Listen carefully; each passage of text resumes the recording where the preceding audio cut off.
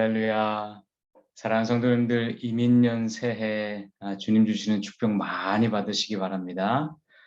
저희는 신년 첫 주를 누가복음 말씀을 가지고 특별 새벽 기도회로 함께 묵상하고 있습니다.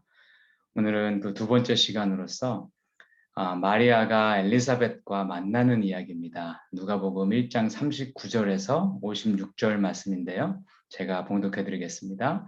누가복음 1장 39절에서 56절 말씀입니다. 이때 마리아가 일어나 빨리 산골로 가서 유대 한 동네에 이르러 사가랴의 집에 들어가 엘리사벳에게 문안하니 엘리사벳이 마리아가 문안함을 들으매 아이가 복중에서 뛰노는지라. 엘리사벳이 성령의 충만함을 받아 큰 소리로 불러 이르되 여자 중에 내가 복이 있으며 내 태중의 아이도 복이 있도다. 내 주의 어머니가 내게 나아오니 이 어찌 된 일인가. 보라, 내 문안하는 소리를 내 귀에 들릴 때에 아기가 내 복중에서 기쁨으로 뛰놀았도다. 주께서 하신 말씀이 반드시 이루어지리라고 믿은 그 여자에게 복이 있도다.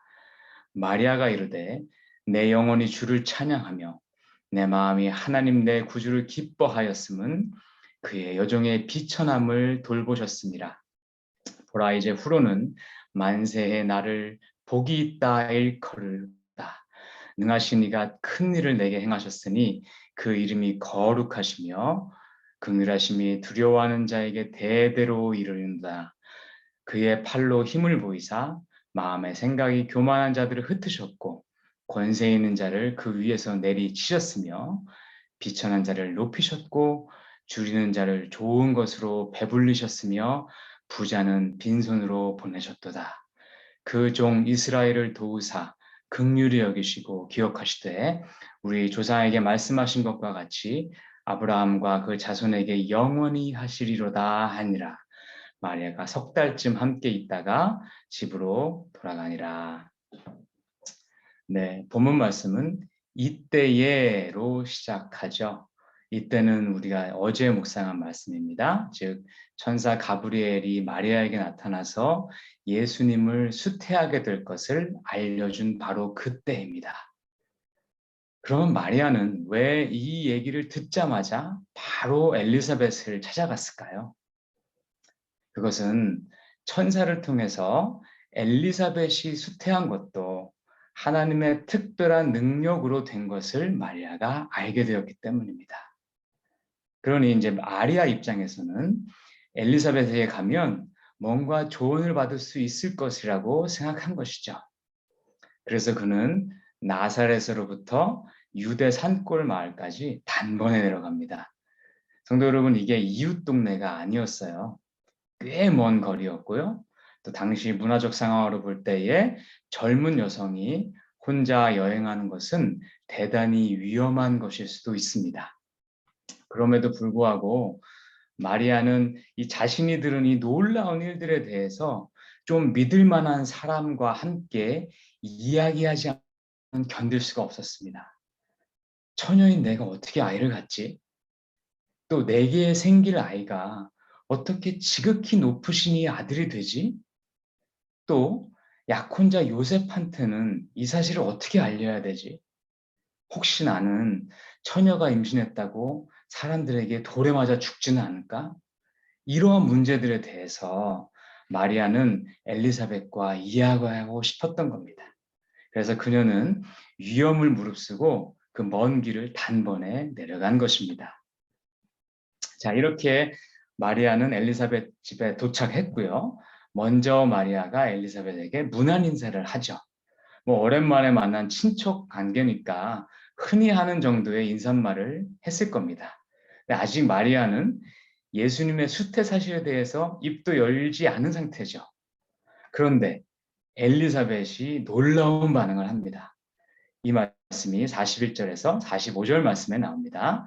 자, 평소에도 성령이 충만하고 또 신실한 엘리사벳은 그저 마리아의 그 문안 인사 소리 하나만 듣고도 뭔가를 알아차립니다. 왜냐하면 자기 복중의 아이, 이 세례 요한이지 않습니까? 이 세례 요한이 마리아 목소리를 듣고 이 복중에서 펄쩍펄쩍 뛰놀았기 때문이에요. 사랑하는 성도 여러분들, 저희도 다 이런 경험이 있지 않습니까? 자녀들마다 이 특정한 소리에 민감하게 반응하는 것을 저희가 알죠. 어떤 아이들은 아빠 목소리에 반응하기도 하고 또 어떤 아이들은 특정한 음악에 반응하기도 합니다.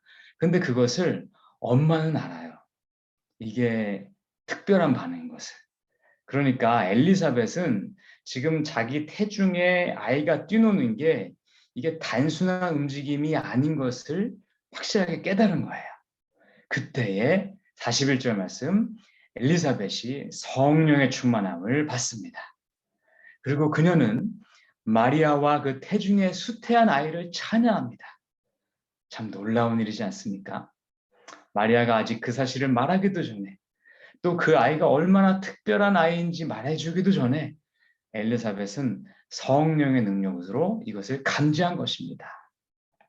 그래서 엘리사벳이 마리아에게 내 주의 어머니다라고 부릅니다. 지금 엘리사벳은 마리아의 태중의 아이가 내 주님, my Lord라고 말한 것이에요. 놀라운 성령의 역사입니다. 또 45절에 보니까 주께서 하신 말씀이 반드시 이루어지리라고 믿은 여자에게 복이 있도다. 네, 엘리사벳은요. 마리아에게 무슨 일이 일어났는지 또 그 상황 가운데 마리아가 얼마나 믿음으로 이를 담대하게 받아들였는지도 깨달은 것이에요. 참으로 놀라운 일이 아닐 수 없습니다. 자, 그럼 왜 성령님은 엘리사벳에게 이 모든 것을 깨닫도록 도우셨을까요? 전 개인적으로 그것은 이 마리아에게 확신을 주시기 위해서라고 생각합니다. 지금 마리아는 너무나 놀라운 하나님의 이 초자연적인 사건의 정중앙에 있습니다.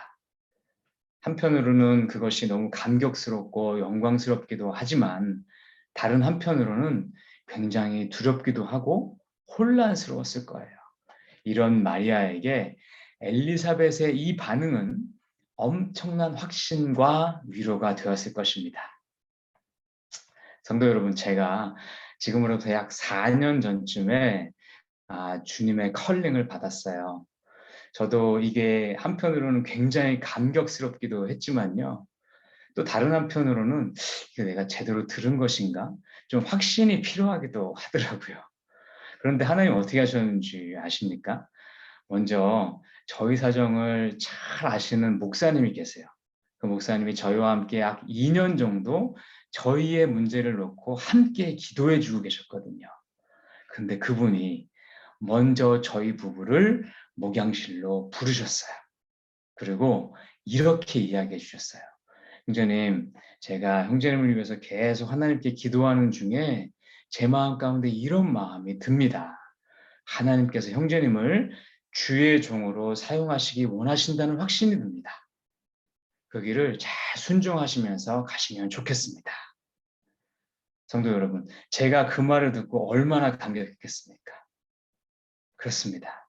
하나님은요, 정말 확신이 필요하면은 우리 주변 사람들 혹은 여러 가지 방법을 통해서 우리에게 확신을 주십니다. 이런 따뜻한 하나님이 바로 우리 하나님이십니다. 할렐루야. 네, 그렇습니다. 마리아도 지금 그런 확신을 받은 거예요. 그 얘기를 들은 마리아가 이제는 자기가 직접 성령의 충만함을 받습니다. 그리고 하나님을 목소리 높여서 찬양하기 시작합니다. 그 말씀이 47절에서 54절까지 나오는데요. 이 부분을 특별히 저희는 Magnificat이라고 부르는 유명한 이 찬양시입니다. 이 찬양시가 여러 곡의 찬양곡으로 작곡돼서 지금까지 불리우고 있습니다. 자, 먼저 마리아는요, 하나님을 기뻐 찬양합니다. 그녀가 찬양하는 하나님은 비천한 여종을 돌보시는 하나님. 이 하나님은 거룩하시고 능치 못하심이 없으신 분이신데 그런 하나님이 자기와 같이 작고 연약한 여종을 돌아보시는 하나님이시라는 겁니다. 우리의 작은 신음까지도 들으시는 하나님이시라는 겁니다. 마리아는 이것을 찬양합니다. 성도 여러분, 이건 여담인데요. 제가 어렸을 때 영화를 통해서 접한 마리아 이미지는요, 이 여배우가 올리비아 하스였어요. 올리비아 하스 아시죠? 굉장한 미인 배우였지 않습니까? 근데 솔직히 지금 이 말씀을 보면 실제 마리아가 그렇게 미인에 그렇게 모든 사람의 추앙을 받는 그런 여배우와 같은 사람은 아니었던 것 같아요. 왜냐하면 자기 스스로를 비천한 여종이라고 부르고 있지 않습니까? 네, 그렇습니다. 우리 주님은 세상 기준으로 사람을 바라보시지 않으십니다. 세상 기준으로 보면요, 마리아는 그저 비천한 여종입니다. 그런데 하나님은 그녀에게 하나님의 아들을 품는 영광을 베풀어 주십니다. 다음으로 마리아는요, 그리스도가 이루실 새 왕국, 또 그리스도가 이 땅 가운데 펼치실 사역을 멋지게 예견합니다. 그 말씀을 요약하면 이렇습니다. 그것은요, 교만한 자들은 흩어지고 권세 있는 자들은 낮아지고 부자는 오히려 빈손으로 돌아가는 곳입니다. 반면 비천한 자는 높아지고 줄인 자는 좋은 것으로 배불리 먹는 곳입니다. 성도 여러분, 이 구절 보시면 어떤 구절이 떠오르십니까? 저는 이사야 40장 3절 4절 말씀이 떠오릅니다. 제가 읽어드릴게요. 광야에서 여호와의 길을 예비하라. 사막에서 우리 하나님의 대로를 평탄하게 하라. 골짜기마다 도두어지며 산마다 언덕마다 낮아지며 고르지 아니한 곳이 평탄하게 되며 험한 곳이 평지가 될 것이요. 이 두 말씀 다 메시아의 오심을 준비하는 말씀입니다. 그런데 두 말씀이 똑같이 이렇게 얘기합니다. 높고 교만하고 배부른 자들은 낮아질 것이다.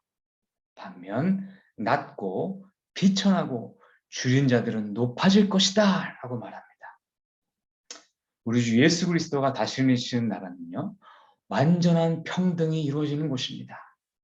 인간이 탐욕으로 인해서 편가르고 또 계급화하고 그것 때문에 어떤 사람들은 교만해지고 또 어떤 사람들은 너무 과하게 낮아진 것들을 우리 주님은 평탄케 하시는 분이십니다.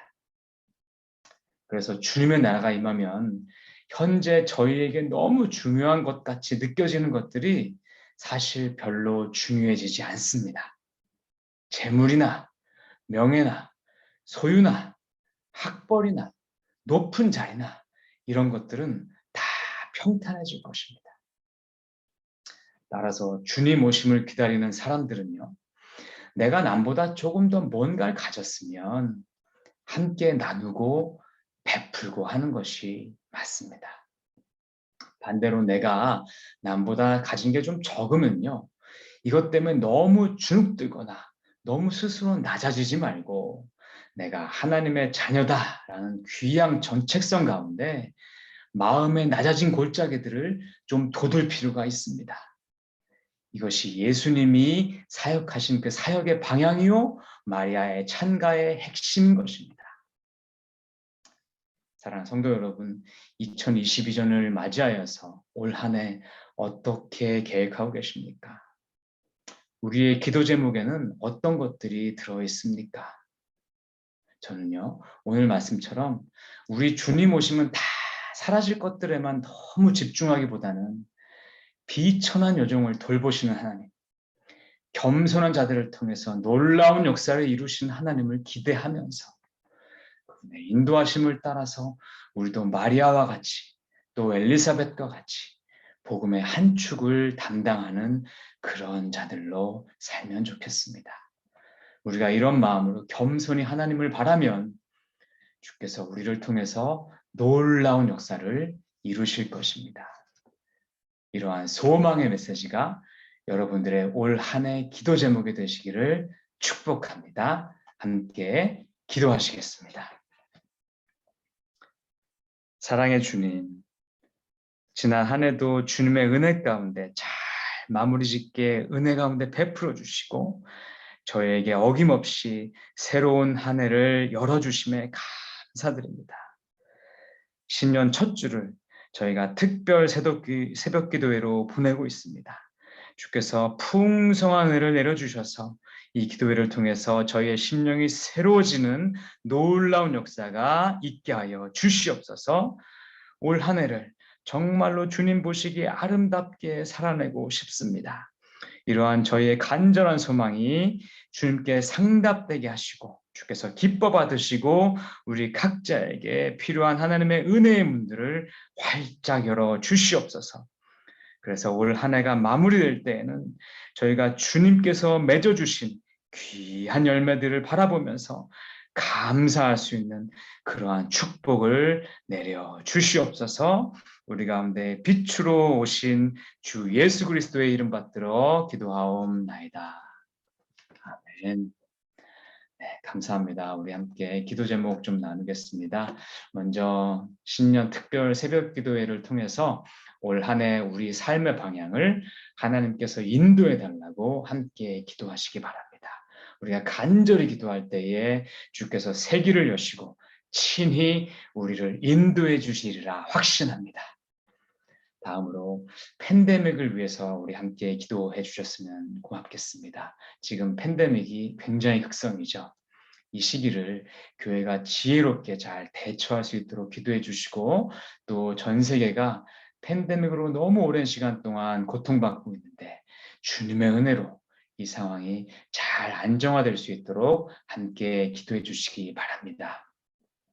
끝으로 신년 들어서 저희 교회가 가스펠 프로젝트 시작하고요. 또 1:1 제자 양육 프로그램을 시작합니다. 또 계속되는 이 큐티 묵상 생활화를 통해서 우리 모든 성도님들이 새해를 이 말씀 읽기로 힘차게 시작하시도록 함께 기도해 주시면 감사하겠습니다. 다 같이 기도하시겠습니다.